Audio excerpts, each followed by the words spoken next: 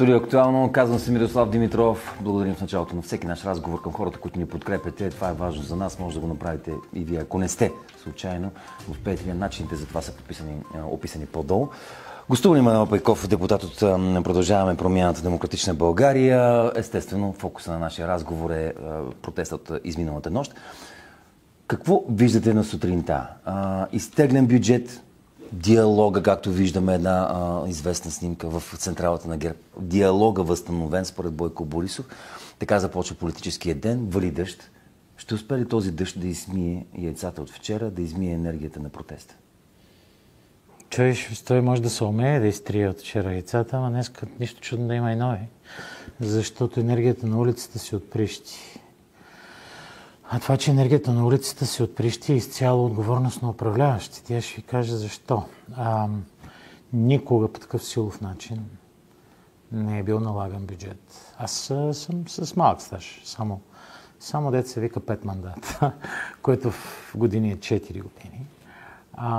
Но не знам в историята изобщо на Народното събрание и по-новата история след 10 ноември такива решения да са взимани в решения за стотици милиони, дори за милиарди, да са се взимали в почивка на сесия на Народното събрание, както вчера се опитаха да направят и ние успяхме, слава Богу, да го предотвратим. Това ли ще се стане? Втори опит на същата височина, 28 секундна 28 секунди нямаше да им стигнат, малко повече щеха да им трябват, но със сигурност всичко ще да бъде гласувано в много успешен порядък и това всичко включва неща, които са много тежък удар върху средната класа. Например, прословутото СУПТО, което преди 5-6 години щяха да въвеждат и тогава по наши изчисления бизнеса похарчи над 100 милиона, за да се оборудва и накрая го отмениха, защото си дадаха сметка, че това не е проста работа.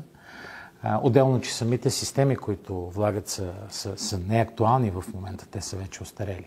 Аз само ще ви дам един много древен пример. Аз съм издател, знаете. Жена 45, издателят на Времеобежащи, печелившият на Букър, за който винаги благодарим ние читателите. И аз благодаря, че четете. В издателския бранш, за да се направи програма СУПТО, цифрата е, значи числото е 5-цифрено.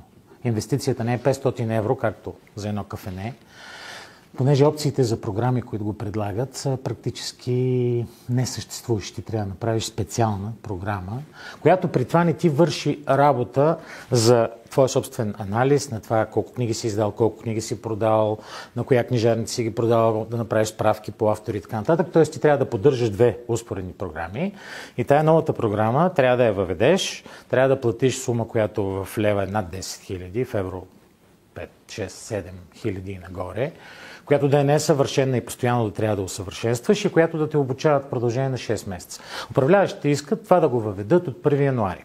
Само тук ще ви кажа, че все пак Жанет е сред топ 15 най-големи издателства в страната, но в България от 1200 грубо издателства, 1030 издават между 1 и 10 книги годишно. Тоест техният оборот за цялата година няма да им позволи да направят подобна инвестиция. Тоест за нашия бранш, ето давам ви конкретен пример, това е не просто удар, то те смазва. Това е направо като една бетонна плоча, която пада някъде отгоре и те смазва, и ти изчезваш. Естествено, че е абсурдно. Моята теория е, че това СУПТО беше вкарано в последния момент, за да може те да дадат заден по време на дискусиите на второ четене за СУПТО и да прокарат другите неща, като отвояването на данък дивиденд, като повишаването на осигуровките, като новото повишаване на заплатите в МВР, да речем, които миналата година получиха 68%, тая година получават още 12%, а в същото време библиотеките, за главен експерт, заплатата е 1800 лева, от 5 години насам не е мърдала. Тая година ще падне, защото осигуровките се дигат, т.е. тя практически ще падне, а в същото време минималната заплата е повишена с 28%. Минималната пенсия също. За какво говорим? Говорим за абсолютна липса на преценка, липса на баланс в същото това време. Имаме ни около 7 милиарда, които са подмушнати в Българската банка за развитие и току-що гласуваха още, те не са го гласували, защото дръпнаха бюджета, но бяха на път да гласуват, още 2 милиарда резерв. Тия суми се предвиждат с цел държавата евентуално да си върне Лукойл, което е поредното безумие, защото няма държава в Европа, която да е купила активите на Лукойл. Нито Италия, нито Германия. Търси се инвеститор, който да ги поеме. Държавата си ги вземе обратно, това означава, че отваряше и такава врата за корупция. Значи за там има 7 милиарда, за хората няма. Днеска разговарях, да речем, понеже бях на протест в Министерството на културата, разговарях с новата, тя вече не е толкова нова, директорка на Национален фонд култура и тя ми каза, че настоящия бюджет от миналата година, заплатите им са предвидени по бюджет на 400 лева. Тоест имаме две бездни. Едната става между бюрокрацията, бюджетната сфера, така да кажем, платените от бюджетната сфера и бизнеса, но и вътре в самата бюджетна сфера има хора, които са много добре платени и хора, чието заплати не мърдат. Да, и обърнете внимание, кои са добре платените. Добре платени с цялото ми уважение към тях, защото МВР не са маловажна институция, но силовите институции, тези, които пазят властта, зле платени са онези, които са в сферата на образованието го поправиха. Може би това е единственото нещо, което за 18 години ГЕРБ направи както трябва. И не спирам да го казвам. Нали, ако не броим метрото, което им коства доста усилия и е прилично постижение, но това с образованието. В същото време обаче културата, сферата на културата, да речем директори на музеи, на мен ми казват, че ето ще ви дам един много конкретен пример. Пловдивски е природонаучен музей. Дойде нов директор за 8 години, дигна приходите от 16 000 лева на 600 000 лева на година, без да е дигнал цената на билета. Защото е визионер. Защото придобива нови животни, нови риби, докара от Антарктика риби, купи най-отровното животно. Нека да отгадна, заплатата му не е мръднала. Не е в това проблема. Проблема е неговите хора. А той някакси се оправя. Той казва от 17 души персонал, 12 в момента вземат курсове за преподаватели, защото в образователната сфера заплатите са с приблизително 40-45% по-високи стартове. Какво означава това? Че има някакъв много сериозен дисбаланс и дори хората, които са успешни. В същото време той печели сериозни пари, но няма право на свое усмотрение да ги пренасочи към своите колеги. Трябва да ги върне на държавата и тя да прецени. Това е повсеместно. В същото време ние сме принудени, ние казвам, работещите хора, които не са на държавна работа, хората на държавна работа също работят, но хората, които са с частен бизнес и които на практика носят на раменете си тая държава, ние сме принудени да продължаваме да плащаме осигуровките на всички хора от държавната сфера. Преди 10 години това беше абсолютно логично, защото помните какво беше? Държавните заплати бяха горе-долу на 60% от тия в частната сфера. В момента са на 130-140. По-големи. Да. Нормално е да се очаква и ние това от ППДБ постоянно го повтаряме. Постепенно, по някаква плаваща схема, да започнат да си ги покриват сами служителите в държавната сфера, защото не е нормално бизнеса да носи всичко на гърба си, при това да дигаш осигуровките, при това да дигаш данък дивиденд, при това да им налагаш субто и всичко това в момента, в който влиза еврото. Което какво означава, че нашите врагове, които много от тях са платени от източната ни съседка през Морска, които твърдат ежедневно, че еврото ще е някаква трагедия за България, реално ще се окажат прави. Ма не защото проблема е с еврото, а защото в момента ни се подмушва един бюджет, който е на път да фалира държавата. И това съвпада като момент за въвеждането на еврото. Хората няма да направят отлика между двете. И ако наистина сега се случи сериозно сътресение, хората ще кажат да, защото влезе еврото. Понеже има хибридната пропаганда, това твърди. А истината е друга, че реално управляващите са предложили един бюджет, който е абсурден и който води средния бизнес към, да не кажа директно към фалит, защото е много тежка дума, но към много тежки мигове. Бягство, ако можеш... И сива икономика. Да, ако можеш да работиш в някоя друга държава, ако бизнесът ти не е зависим от родния ти език, както е моя, или от някаква конкретна локация, естествено, хората ще бягат. Какво друго обаче? Само бюджета ли ни изкара хората на този протест? Или липсата на справедливост? Или един интересно нагъл тон на мнозинството, липсата на диалог. Нали, с известна ирония започнах, вярвам, нашите зрители да усещат тази тристранка, защото тя е тристранка в централата на ГЕРБ, звучи много интересно, пък и нали, не виждаме така типичните представители на бизнеса. Липсата на този диалог показва някакъв особен менталитет. Това ще го наложим, това ще стане. Имаше призиви свобода, викове свобода. Свобода от какво? Свобода за кого? Може би. Защото, задавам ви всички тези въпроси, защото беше много шарено. Твърде шарено. Ако са синдикатите, те си имат едни определени потници, различаваме, те имат принтирани плакати, които носят. Нали. Ако са Възраждане, те си имат съответно български, до него руски флаг и отново разпет. Тук имахме хора ниски, стари, високи, не много дебели, кой днес каче е дебел и така нататък. И различни подвиквания и различни сякаш вопъл. И се чудя какво е нещото, което събра тези хора вчера на протест и дали днес с тези си ходове всъщност Борисов не убива протестната енергия. Това е много показателно, защото демокрацията тя има много лица. Демократичните държави хората са като дъга, не дъгата като символ. Един определен тип хора, а просто хората са шарени. Хората са многообразни като възраст, като раса, като произход, като професии, като светоусещане. Това, което ги обединява, е усещането, че държавата буксува и че някой налага авторитарен тон, а ние искаме да живеем в държава, където да се чуват гласовете на всички. Както казаше един колега, идеална ми е държава, в която нищо не зависи от един човек и не зависи от двама души. В която има прочутата американска система, която в момента също е под заплаха, но Америка е прочута с това, така наречената система на checks and balances, т.е. балансиращи институции. Това е идеята на различните власти.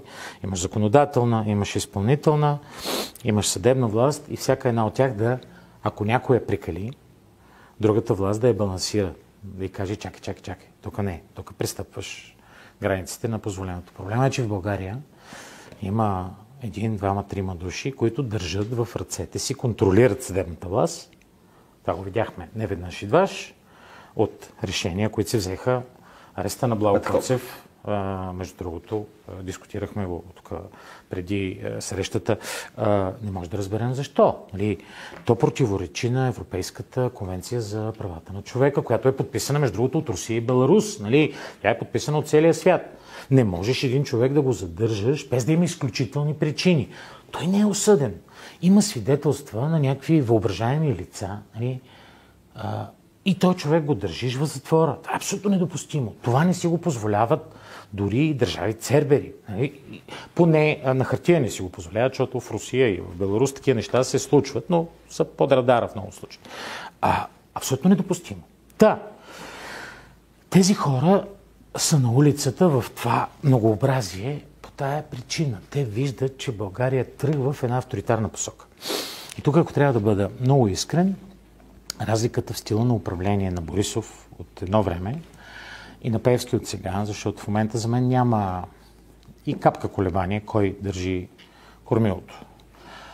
Кормилото го държи Пеевски, Пеевски държи Борисов. Не знам как го държи, не знам по какъв начин. Но го държи. Държи го с нещо. Пеевски държи и тоягата и моркова. Тоягата я виждаме ежедневно, моркова също го виждаме в момента, в който някой кмет, бивш кмет на ГЕРБ или бивш кмет на АПС реши да се снима с него. Той на другия ден получава 1,5 милиона, 2 милиона, 3 милиона да си оправи пътищата. Това е моркова. Разликата в стила им обаче е много видима. Това, което прави Пеевски, е, че той е изключително праволинеен, изключително агресивен и изключително безцеремонен. Борисов... Има ли наистина въоръжени хора? Видяхме вчера на тази комисия въпроса. Имаше. Влязоха 5 души от НСО. Ивайло Мирчев, който работи доста в сферата на отбраната, веднага ги разпознава по лица и по облекло. Те си имат слушалки, виждат се. Някой ги извика. Някой ги извика в момента, в който стана скандал, някой извика хора с оръжие, чието място не е там. Има си квестори. Нали, до мен бяха застанали 2 квестори, понеже аз бях в другата агитка. Нали, и навсякъде ли следват ДСО Пеевски или как се случва това нещо? Пеевски в момента, по наши изчисления, над 1 милион евро годишно струва издръжката на неговата охрана. Защо го охраняват? Защото преди няколко години били казали, че по руска линия имало заплаха, шменти капели. Но той може би се охранява от вас. Вие знаете много руски песни и сте заплаха за него. Не съм. Който да е депутат. Не съм хората. Вчера ме видяха, аз бях между хората, стисках си ръцете с хората, прегръщаха ме някакви. Лесно е. Вие организирахте протеста. Когато са възраждани протестиращи, слизате ли долу при тях? Честно да ви кажа, последния път, когато възраждани имаха протест, слязох при тяхните хора. Не беше лесно да станеш лице в лице, нали, да ти крещят неща. Но аз съм готов на диалог и винаги съм бил. Това е голямата разлика, разбирате. Когато се прави бюджет, това е най-ключовия момент в работа на един парламент. Ежегодно има около 1 седмица, в която има много сериозно напрежение. Но много е важно, ти ако не чуваш гласа на опозицията, ако не чуваш други гледни точки, гласа на гражданите, гласа на бизнеса, гласа на хората от сферата на културата, на образованието, на здравеопазването, ако си запушиш ушите и им се смееш в лицето, което те правеха, и си гласуваш само това, което ти си решил, което управляващите правят от първия ден. Вие видяхте в КЗК, във всичките контролни органи, имахме предложения на хора, които и като биография, и като стил на говорене, и като концепция чувствително надвишаваха и превъзхождаха кандидатите на управляващите. Всичко беше гласувано амблок. Като снимки? Амблок. Всичко беше гласувано амблок, категорично. Нали? Цялата група гласува единодушно, няма колебание, няма размисъл, няма дискусия. Няма дискусия. Всичко се решава някъде зад кадъра. Защото ако в момента ти имаш борба на мнения и това, което казваш от трибуна се чува, някой би трябвало да си промени гледната точка, най-малко да се въздържи. Ти виждаш едни политически сили. ГЕРБ, БСП, ИТН и Ново начало, които на 100% гласуват заедно и няма тема, по която да се различат. И в комисии ние виждаме, нали, тия 28 секунди в комисията по енергетика, които са за завиждане. Силвия Лулчева, когато го е гледала, съм сигурен, че се е потиснала. Това хубаво бързо говорене, 28 секунди, 30 секунди една реклама. Нечувано е. И между другото, важно е, нали, ние знаем за тия 28 секунди, това, което не знаем и което не се говори достатъчно, е, че тая комисия беше обявена в 9 сутринта, за 9:10 сутринта и когато нашите колеги отидаха в 9:10, тя беше приключила. Тоест те не се изхрачват в лицето, поне ги извикай хората. Нека да са там. Ти така и така имаш мнозинство. Никой не може да бутне това, което ти си решил да направиш. Това е подигравка. Това е подигравка и това не подхожда на една цивилизована държава. Това е, което дигна хората. Те прекалиха. Можеха да го направят. Можеха 90% от нещата, които са решили, да ги наложат. Но да го направят по един диалогичен начин, да чуят хората, да приемат някои закони за изменение. Има такива зидове, така наречени закон за изменение и допълнение. Да кажат, да, тук не сме ви чули тия хора, да, младите медици, добре, ще им дигнем, добре, тук, окей, на тия деца. Къде се бърза толкова много? Сега вие казвате, тези инструменти сме ги виждали през години. Това е темперамента на Пески. Той иска да доминира, той иска да демонстрира и аз съм сигурен, че той е готов утре да докара от провинцията 10 000 души стояги и те да се сблъскат с множеството. Той е абсолютно безцеремонен и това е, което ще му изиграе лоша шега. Борисов е опитен, отделно, че вече е на години, което дава малко друг поглед върху живота. Но Борисов има страхотен инстинкт за политическо оцеляване. Той знае, че танц, политиката е танц. 2 крачки напред, една назад, после една встрани. Борисов беше изненадан според вас беше Борисов, че в снощ има протест. Борисов не беше изненадан и аз вчера как им тогава? поне на 3 души на протеста го казах и днеска се случи точно това, което казах. Те ме питат, защо сме тук, какво правим, какво се опитаме да постигнем като крайна цел. Окей, тия хора ще ги държим до 1 часа през нощта, ще ги държим до 2. Значи, очевидно Борисов се страхува от Пеевски. Пеевски държи някакъв вид компромати срещу Борисов. В случая, това, което е важно да се случи на протеста на улицата, е Борисов да се оплаши от улицата повече, отколкото го е страх от Пеевски. За да може да направи този ход, който направи днеска. Явно улицата го е стресирала и той е казал: появила се червената му линия, която очевидно 90% от времето е невидима. Той, разбира се, го представи като аз от кога ви казвах. Той така го играе от доста време. Но истината е, че просто той е подчехала на Пеевски. И това е страшно, защото през Борисов Пеевски управлява цялата група на Борисов. През Борисов. Ако Борисов даде отпор на Пеевски, вътре в самия ГЕРБ има много хора, които не са доволни с състоянието на нещата, но те имат партийна дисциплина. Те трябва да се подчинят на лидера си. Те трябва да се подчинят на партийната линия. И те нямат избор. Много от тях, сигурен съм, те не си го признават публично, но много от тях никак не им е приятно от това, което се случва. И най-вече от начина, по който се случва, защото те самите са опитни политици и знаят, че диалога с опозицията е в основата на една цивилизована държава и че бутат държавата или към авторитаризъм, или към революция. Значи ние, за да се движим по острието на бръснача, защото в момента цяла Европа, нали, се клати, ние трябва да водим този цивилизован диалог.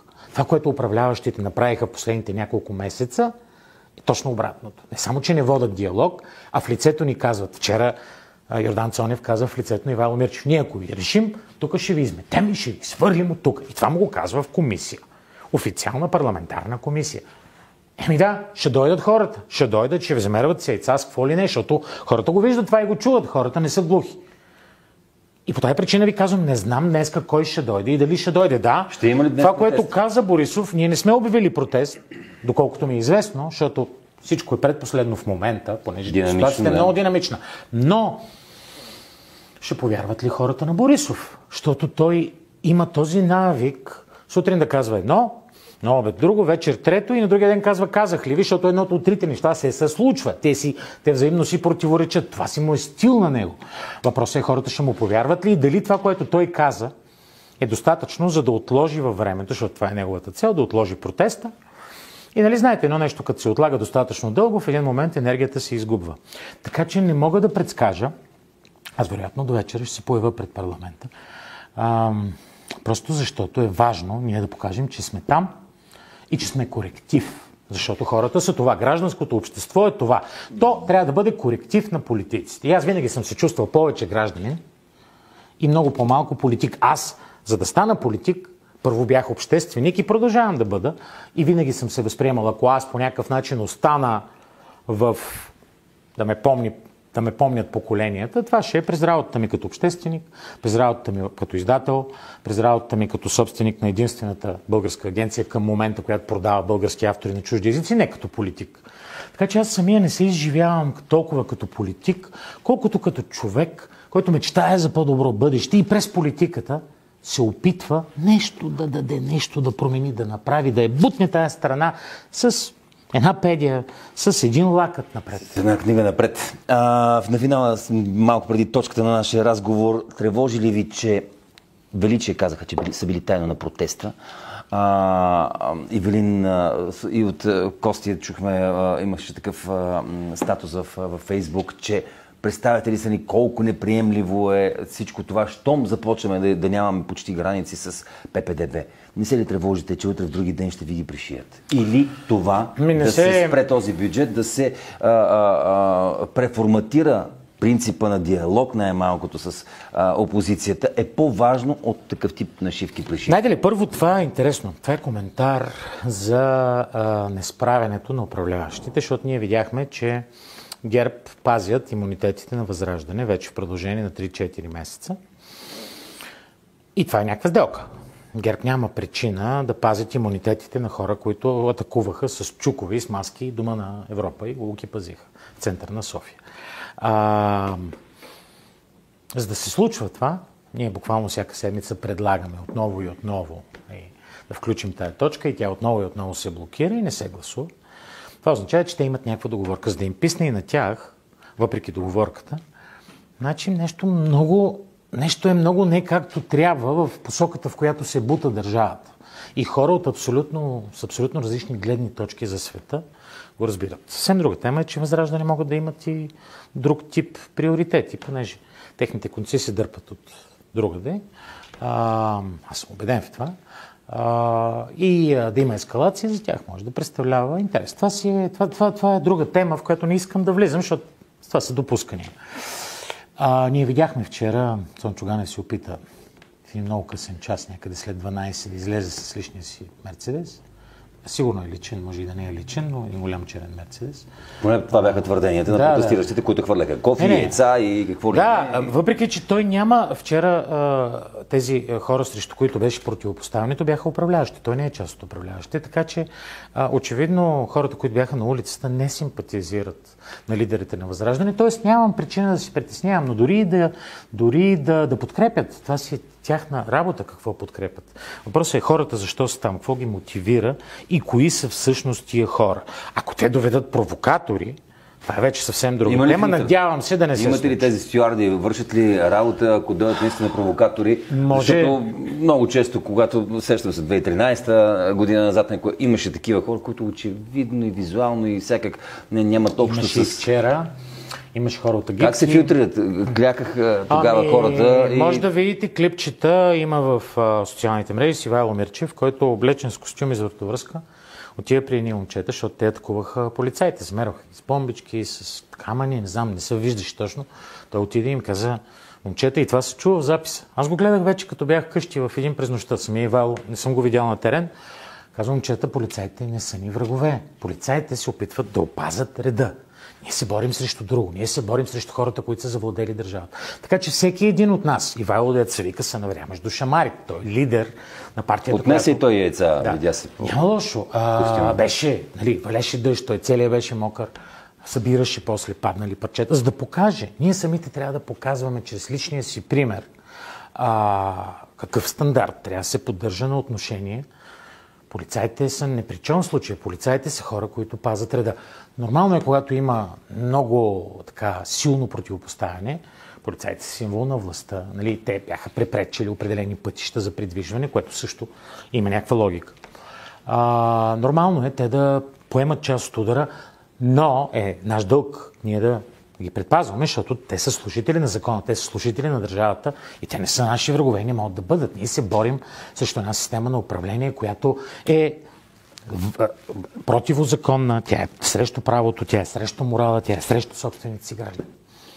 Интересна гледна точка, вашата гледна точка, защото съм сигурен пък, че в обществото зрее тази огромна вече разлика, казахте, 100 и повече процента в полза и на въпросните полицаи. Дали това пък не е такава среща на хората, които изкарват и плащат данъците, и едни хора, които получават просто сериозна разлика, така добри заплати. Дали това напрежение между тия две това не е тяхна вина. Те са хора, които винаги те са на предна линия. Съвсем друга тема е, че управляващите направиха тия ходове, за да могат да ги използват като своя маша в дадени ситуации, когато подгазен почне да пари, както се казва.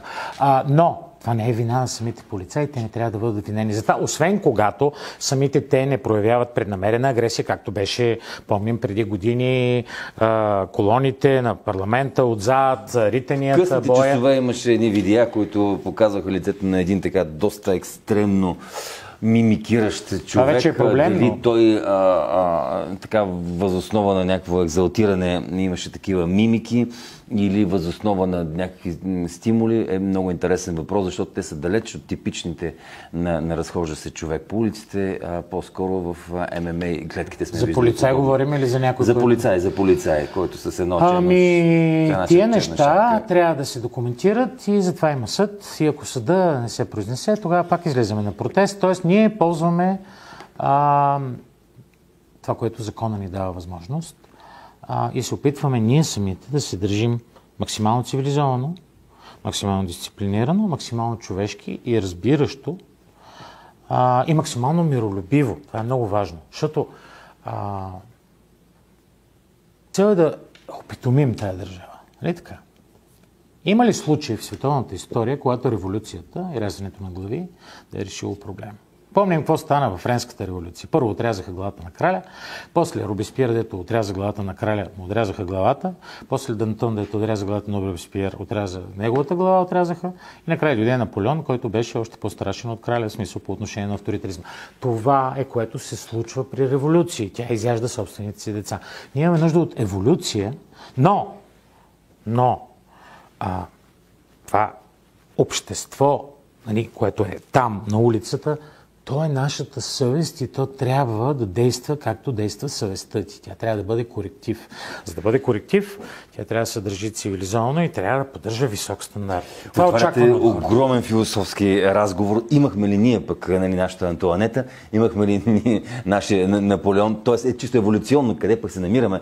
Имахме ли нашата безкръвна революция, като промените, така наречена по този начин на 90-те години промените, защото ако се обърнем наоколо и погледнем Румъния, т.е. след промените, следващите управляващи имаха определен страх от смъртта. Не казвам, че това е промотирано, но това поставя последващите стъпки. Който и да е политик, колкото да има властта, той знае, че има този страх, дори да не го осъзнава всъщност, че това може да ескалира до тази точка. Чисто еволюционно при нас липсва. Чисто еволюционно липсва. Не промотирам по този начин, но ако сравняваме истории, на нас пък ни липсва точно това. Това е тъжна поука и между другото покойната Вера Мутафчиева, голямата българска историчка и романистка, с която майка ми беше много близка през последните няколко години от живота на Вера. Тя ми казваше така на мен: "Моля да знаеш, историята не е учителка на народите. Народите разбират само от лабут." И аз смеех и тя вика: "Обърни внимание, кои държави са добре днес." Това говорим преди 15-20 години. Още не бяхме в сегашната ситуация. Вика Германия и Япония, двете държави, които бяха смазани от войната, се вдигнаха като феникс и в момента това са световните индустриални сили. Много тъжна и много мъдра история е това. Но аз лично смятам, че има и друг път. Има го пътя на Нелсон Мандела и на Дезмонд Туту, които намериха начин да помирят абсолютно непомирими страни. Един срещу друг ги поставяха и палачите си признаваха вината си и се извиняваха в лицето на родителите на деца, които са убили. Еволюция. Това е за мен високия пример. Това е високата летва. Много е трудно, но за мен това е пътя. Другия път е да се плъскаме с сопи по главата, което не води до никъде. Прекрасен финал на нашия разговор, може би и пожелание еволюционно към всички дано това да бъде пътя на мъдростта, който да се на национално ниво да се следва. Манол Пеков в студио Актуално. Следим наистина актуалните събития относно протеста и не само и този диалог, който Борисов възобновява. Коментарите ви знам, че няма да са един и два. Те са добри дошли по това видео.